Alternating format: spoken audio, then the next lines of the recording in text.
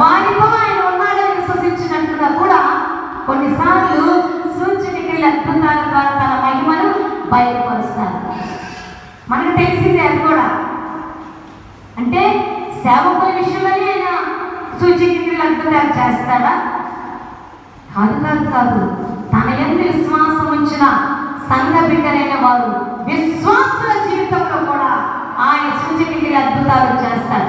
ఆయన ఏర్పాటులో ఉండి ఆయన విశ్వసించాల్సినటువంటి ప్రజలందరూ విశ్వసించినట్లుగా ఏ సమయంలో ఎవరు దేవునికి ఆకర్షించబడాలో ఆయనకు తెలుసు కనుక వారి జీవితంలో వారి కన్నుల ఎదుట సూచనక్రియల అద్భుతాలు చేస్తూ తన మహిమను బయలుపరుస్తారు. ఆ సన్నివేశం కూడా మనకు తెలిసిందే. చనిపోయిన లాజరును బ్రతికించడం. లాజరును దేవుడు ఎందుకు బ్రతికించాడు? యేసయ్య ఎవరి కోసము? అక్కడ దేవుడు తన మహిమను ప్రత్యక్షపరచాలనుకున్నది ఎవరి కోసం? ఎవరి విశ్వాసాన్ని బలపరచడానికి అంటే విశ్వాసులు, దేవుని ఏర్పాటులో ఉన్న ప్రజలు.